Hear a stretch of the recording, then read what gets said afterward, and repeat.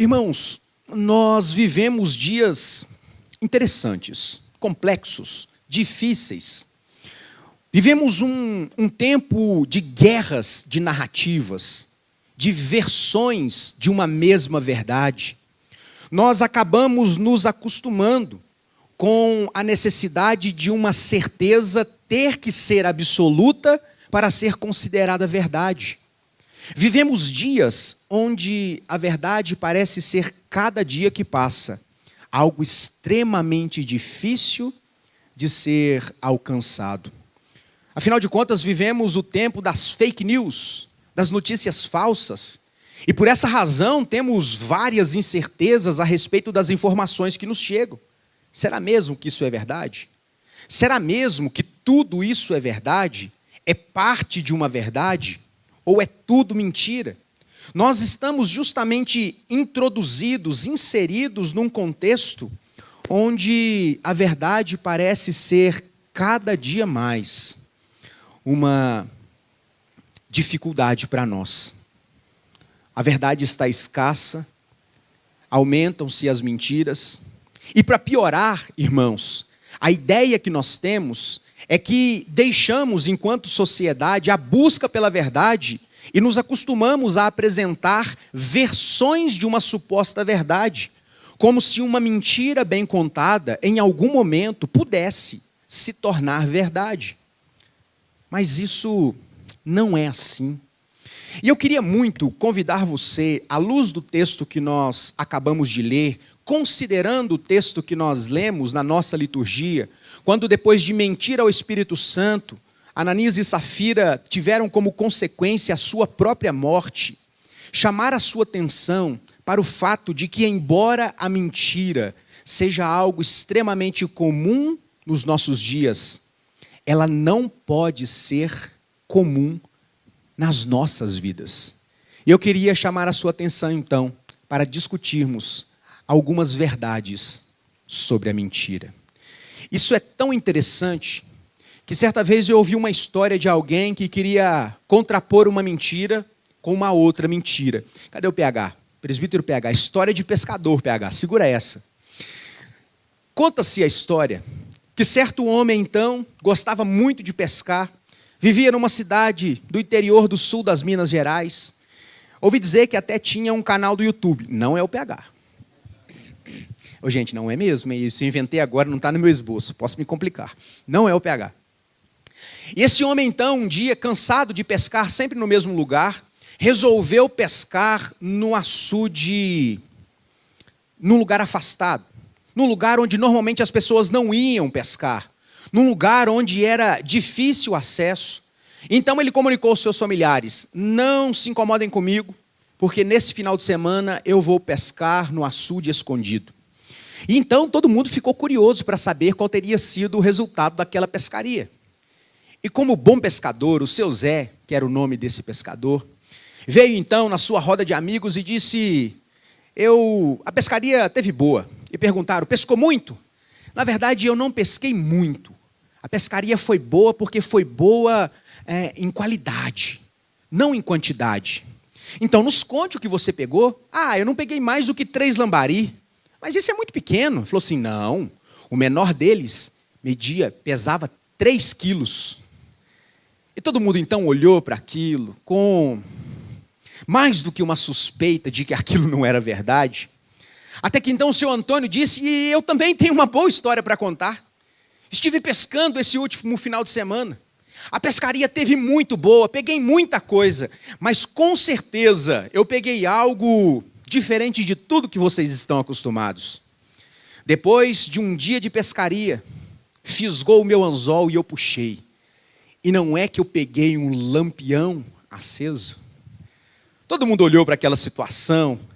Então o seu Zé, que havia pescado 3 lambaris de mais de 3 quilos, chegou para ele e disse: meu compadre, como é que pode? Está na cara que isso não é verdade. E foi então que o seu Joaquim chamou o seu Zé no canto e disse: diminui um pouco do lambari que eu apago o meu lampião. Parece brincadeira, mas os relacionamentos construídos hoje em dia parecem estar fundamentados em sofismas.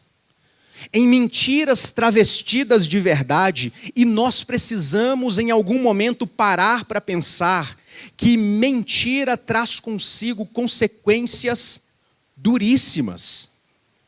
Mentira não pode ser algo comum na vida de alguém que confessa Jesus Cristo como Senhor de suas vidas. Por isso, mais uma vez, eu chamo a sua atenção para a necessidade de dizermos algumas verdades sobre a mentira.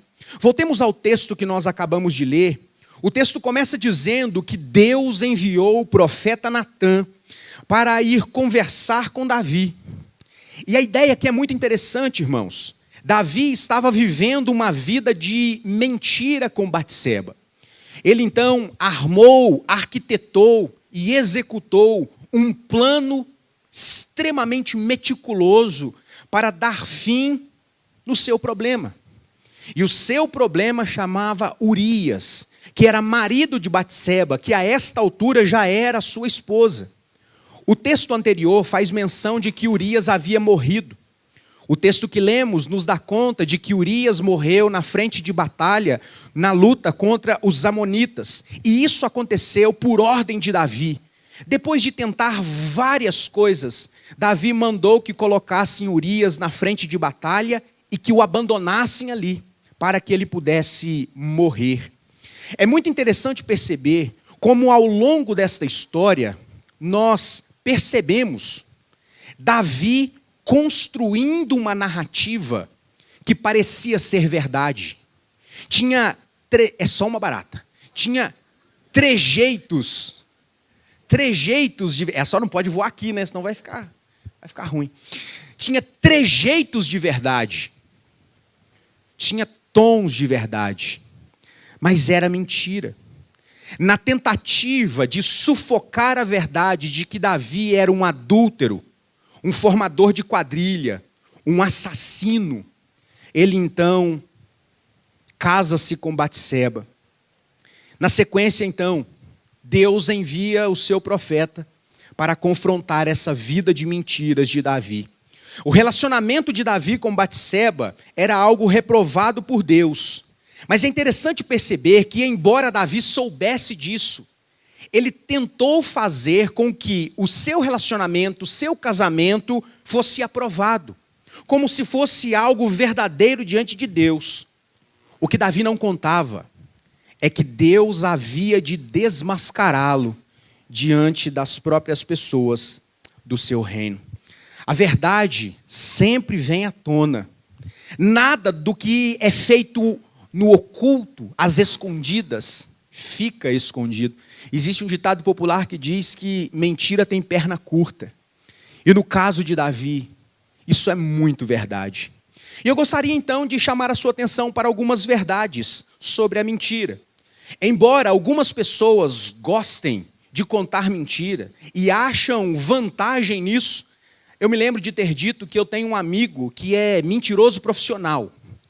Existe um mentiroso, a pessoa muito mentirosa e o mentiroso profissional. O mentiroso profissional é aquele que não apenas conta mentira, ele é tão mentiroso que ele começa a acreditar na mentira que conta. E ele vive uma vida de mentiras. E Davi se vê vivendo uma vida de mentiras. O texto aponta, então, para a seguinte verdade: a mentira produz cegueira. Quando se vive uma vida de mentira, você se torna cego espiritualmente falando. Então o profeta conta para Davi uma história muito interessante. A história de que havia um homem muito rico, um homem muito pobre, um homem que tinha tudo aquilo que o dinheiro podia comprar, e um outro homem que só tinha uma cordeirinha. Todo o seu tesouro era aquela cordeirinha. Embora aquele homem rico pudesse oferecer ao seu visitante o que ele quisesse, porque ele podia, ele resolveu à força sacrificar o único tesouro daquele homem pobre. E sabe, irmãos, é interessante que Davi, ele sempre foi visto como sendo um homem justo. E quando Davi ouviu aquela história, acendeu a ira no seu coração e ele ficou profundamente agitado. E antes mesmo de receber mais detalhes daquela história, Davi prontamente proferiu a sentença contra o homem rico. E mais do que isso, sentença seguida de juramento pela vida do próprio Senhor. Davi decretou a morte do malfeitor. Irmãos, Davi estava tão cego, mas tão cego, que foi incapaz de perceber que ele estava sendo tipificado naquele homem rico. Ele não se deu conta de que ele, o seu exemplo, as suas atitudes, estavam sendo tipificadas, demonstradas naquela história contada pelo profeta Natã. Davi não se apropriou tão profundamente da mentira. Ele começou a agir como se a sua mentira fosse verdade. Davi se sentiu profundamente atacado ao ver o seu próprio pecado sendo cometido por outra pessoa. Uma grande verdade sobre a mentira é que ela provoca cegueira. E aqueles que vivem uma vida de mentira são incapazes de ver a verdade à sua volta. A mentira de Davi tornou-se tão verdade no seu coração que ele estava disposto a punir alguém que cometeu o seu próprio pecado. Uma vida de mentiras, uma vida de máscaras, nos faz profundamente irritados, incomodados, quando vemos o nosso pecado de estimação, que ninguém sabe, que nós guardamos no quartinho escondido do nosso coração, sendo cometido por outras pessoas. É muito interessante perceber que muitas vezes, vivendo uma vida de mentira, somos incapazes de olhar no espelho e ver o nosso próprio pecado, mas somos ávidos para condenar o pecado das outras pessoas. Bem-vindo à hipocrisia. Viver uma vida de mentiras nos torna cegos, como o profeta Jonas. Jonas estava tão cego, mas tão cego, que na narrativa da sua história, depois de perceber que ele havia pecado contra Deus, no ventre do peixe ele ora e clama por misericórdia. Será que um dia eu verei a cidade de Deus? E ele recebe misericórdia da parte do Senhor. E então ele se vê obrigado a pregar aos ninivitas. Ele vai contrariado, porque no coração de Jonas, a sentença era mais ou menos assim: a mim, misericórdia e perdão; aos meus inimigos, ao meu próximo, juízo e condenação. Jonas não percebeu que nesta sua história não era apenas o coração dos ninivitas que precisavam de tratamento, mas também o seu próprio coração rebelde, que via com terror o pecado dos ninivitas, mas era incapaz de perceber a sua própria rebeldia. A cegueira de Davi era fruto de uma vida de aparências. Nós precisamos falar a respeito de mentira. Nós precisamos parar e pensar acerca do fato de que não existem meias verdades. Não existem, irmãos, não existem versões de uma verdade. Nós precisamos estar comprometidos com a verdade, sob pena de cegarmos espiritualmente. Existem pessoas que estão tão cheias de si, que são capazes de chegar diante do espelho para adorar a Deus, cantar louvores a Deus, e olhando para o espelho cantam: grandioso és tu, grandioso és tu. Mentiras contadas como se fossem verdades, nunca serão verdades de fato. Então a primeira verdade sobre a mentira é que ela causa cegueira espiritual. A segunda verdade é que a mentira Por mais que muitas vezes, em muitas ocasiões, possa se apresentar como a solução para algum determinado problema, a mentira nunca traz felicidade. Depois de proferir maldição contra aquele homem rico, aos olhos de Davi, o crime que aquele homem cometeu era imperdoável. E o seu pecado agora é descoberto e a sua mentira é desfeita. O que Davi não contava, irmãos, é que embora a situação dele com Batseba parecesse estar regularizada, ele vivia uma vida de mentiras e, portanto, incapaz de ser feliz. Davi agora é exposto diante dos seus próprios súditos. Deus tira a máscara de Davi e, por assim dizer, esfrega aquela mentira na sua cara. Uma série de verdades a respeito de como Deus fora bondoso com Davi é revelada em todo o texto. O profeta Natan, então, começa a confrontar Davi. Você é o homem do texto. Você tem e poderia ter tudo o que o seu coração deseja. Deus teria te dado, mas você desejou aquilo que não podia. Você não apenas adulterou com a mulher de Urias, mas você deu cabo da própria vida de Urias. A mentira tem curta, e me permitam dizer, ela traz consigo consequências desastrosas. Agora está diante de Davi a reprovação de Deus, que vê todas as coisas. Nós podemos muitas vezes criar um cenário, uma vida de aparências, e defender, viver essa vida de aparências.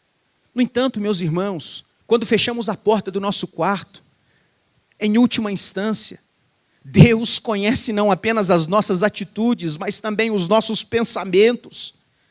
Deus viu toda aquela vida de mentira, pecado, adultério, traição, assassinato de Davi. Não existe felicidade plena vivendo uma vida de faz de contas.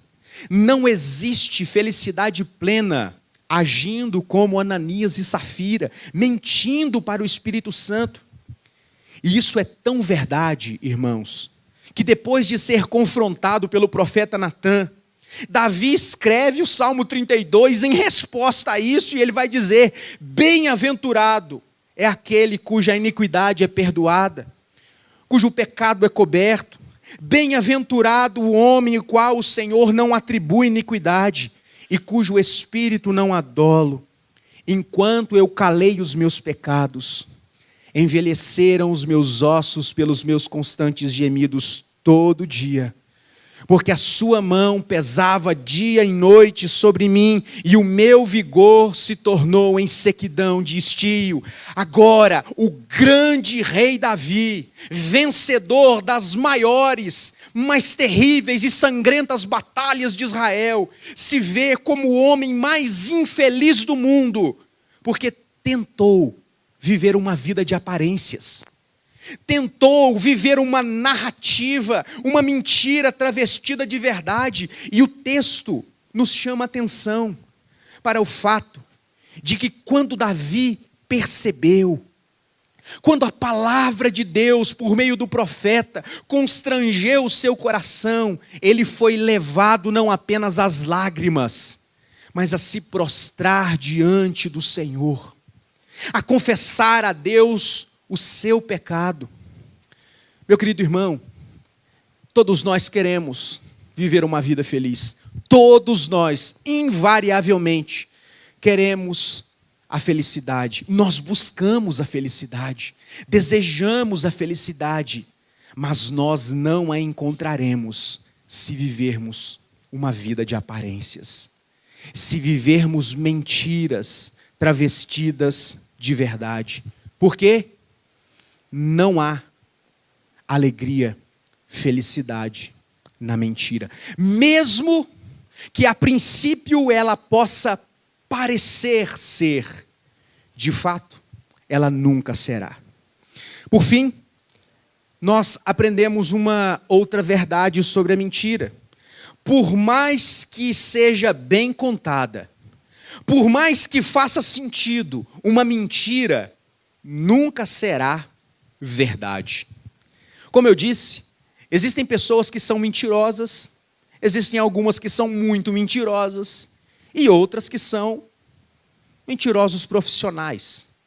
São tão bons na arte de ludibriar que acabam acreditando na própria mentira e vivem uma vida de narrativa. Mas por mais que a mentira possa ser bem contada e em alguma instância da vida pareça fazer sentido, a mentira nunca será uma verdade de fato. Nós não podemos esquecer desta verdade a respeito da mentira. O plano de Davi era resolver o problema do seu adultério, que gerou um problema de assassinato, que teve implicações dentro das pessoas, no seu relacionamento com as pessoas mais próximas dele. Depois da morte de Urias, como eu disse, versos 26 e 27 do capítulo 11 nos dá conta de que Davi, então, passado o luto de Batseba, se viu habilitado legalmente para tomar Batseba como sua esposa. E ele então casou com ela. Tudo parecia estar resolvido, porque o filho que Batseba esperava no ventre, agora poderia nascer como sendo filho de Davi. Davi não tinha mais motivos para esconder aquele filho que ela esperava. E nós precisamos nos lembrar aqui, irmãos, das tentativas sucessivas de Davi de dar um jeito naquela gravidez indesejada. Ele então namora com Batseba ali, no lugar errado, na hora errada, fazendo a coisa errada. Batseba então diz: olha, eu estou grávida. E Davi diz: não é possível. Precisamos dar um jeito nessa situação. Perceba, irmãos, Davi não demonstrou qualquer interesse em Batseba ou naquele filho que ele gerou. E ele então manda chamar Urias, para que ele pudesse fazer com que Urias passasse um tempo ali na sua casa, pudesse se relacionar com a sua esposa, para que o filho que era de Davi pudesse ser atribuído a Urias. Mas Urias não quis, e pela providência de Deus resistiu a todas as tentativas de Davi, até que Davi se viu, entre aspas, obrigado, pela narrativa que criou acerca de si mesmo, a dar um fim no seu problema. Davi foi incapaz de perceber o seu próprio erro e viu na vida de um homem, de um soldado leal ao reino, o seu problema e resolveu matá-lo. Embora para Davi a sua farsa pudesse nesse momento parecer uma verdade, para Deus, que tudo vê, continuava sendo uma mentira. O fato de Davi fazer com que as pessoas acreditassem na sua mentira não mudou o fato de que Deus trouxe a verdade dos fatos à tona. E nós precisamos parar para pensar a respeito destas verdades sobre a mentira. Nós precisamos, meus irmãos, identificar que a mentira produz resultados desastrosos, que a mentira promove cegueira espiritual e nos deixa incapazes de ver o nosso próprio erro, de vivermos uma narrativa enganosa. A mentira não nos permite viver de maneira feliz, contente, satisfeita. E por fim, por mais bem contada que seja, a mentira nunca será uma verdade. Eu quero concluir chamando a atenção de cada um de vocês. E esta é uma pergunta que eu me faço nessa noite. Como anda a sua vida? Como anda as suas atitudes, o seu relacionamento com Deus? Pode ser, e eu quero crer, que você não esteja vivendo uma realidade de adultério, como o caso de Davi. Mas sabe, irmãos, nós precisamos vigiar, para que a semelhança de Davi, não sejamos pegos naquilo que nós condenamos, vivendo uma vida de mentira.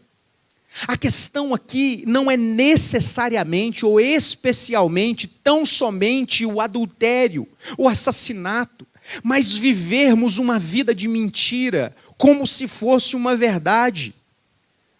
É pensarmos se o relacionamento que temos tido com Deus é de fato sincero e expressão da verdade. Eu fico pensando, irmãos, como muitas vezes construímos narrativas para justificar o pouco comprometimento que temos com Deus. Quantas vezes nós dizemos que não podemos assumir determinadas responsabilidades porque não podemos. Mas na verdade não as assumimos porque não queremos.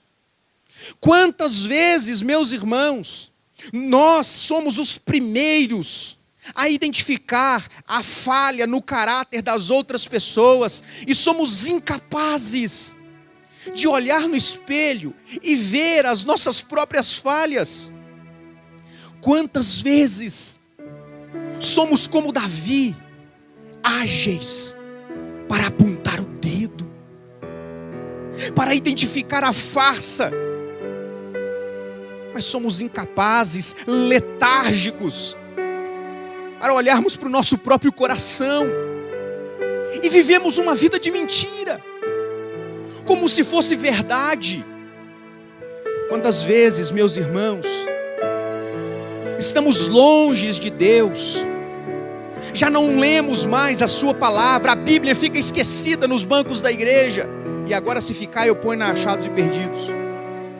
Quantas vezes fica empoeirada nas gavetas, nos móveis da nossa casa.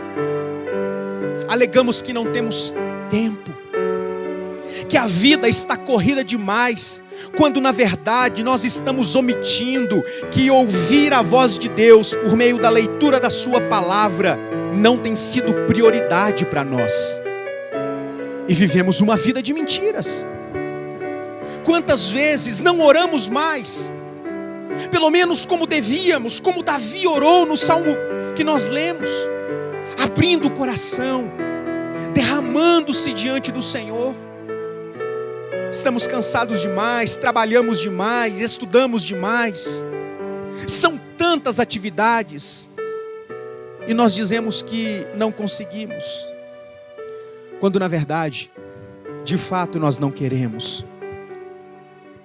Quantas vezes somos pegos naquilo que condenamos? Sabe aquela história de que nós sempre temos razão em relação aos nossos irmãos? Sabe aquela história de sempre ser o primeiro a espalhar recados, notícias sobre as outras pessoas, sem nunca ter tido a disposição de conversar com tais pessoas? Esses dias eu disse, temos que tomar cuidado com o ministério de comunicação. Nós precisamos tomar cuidado, irmãos, como muitas vezes nós podemos estar vivendo um evangelho de mentira, focados naquilo que as pessoas fazem de errado, sem contudo levantar uma palha para oferecer ajuda. Sim, o ministério de comunicação aqui é fofoca mesmo, é rádio peão, é rádio de corredor, é quando somos incapazes de dobrar o nosso joelho e clamar a Deus, mas somos rápidos o suficiente para dizer, não diga que eu te falei, mas alguém me disse isso. Vida de mentira. Nós precisamos parar e pensar a respeito do nosso relacionamento com Deus. E quem sabe, talvez, a semelhança de Davi, neste encontro com Natã, hoje seja o tempo da oportunidade para reavaliarmos a nossa vida e a nossa conduta diante de Deus e diante das pessoas.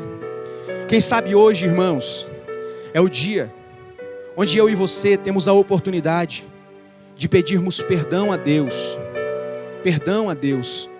por sermos tão rápidos em condenar as pessoas que estão cometendo os nossos próprios pecados ocultos. Que Deus tenha misericórdia de nós, Que Deus derrame sobre nós a sua graça e a sua misericórdia e nos faça ser crentes de verdade. E nos faça, de fato, termos a atitude de Davi, que se em algum momento ele foi um péssimo exemplo de conduta, nos salmos que escreveu, depois de confrontado pela palavra de Deus, é para nós um exemplo a ser seguido. Então, eu confessei o meu pecado, e a minha iniquidade não mais ocultei. Que o nosso coração seja tocado pelo Espírito Santo, a ponto de nos fazer dobrar diante dele e pedirmos perdão ao Senhor. Porque talvez, quem sabe, em áreas específicas da vida, temos vivido um cristianismo de mentira, de aparências. E nós precisamos nos arrepender disso.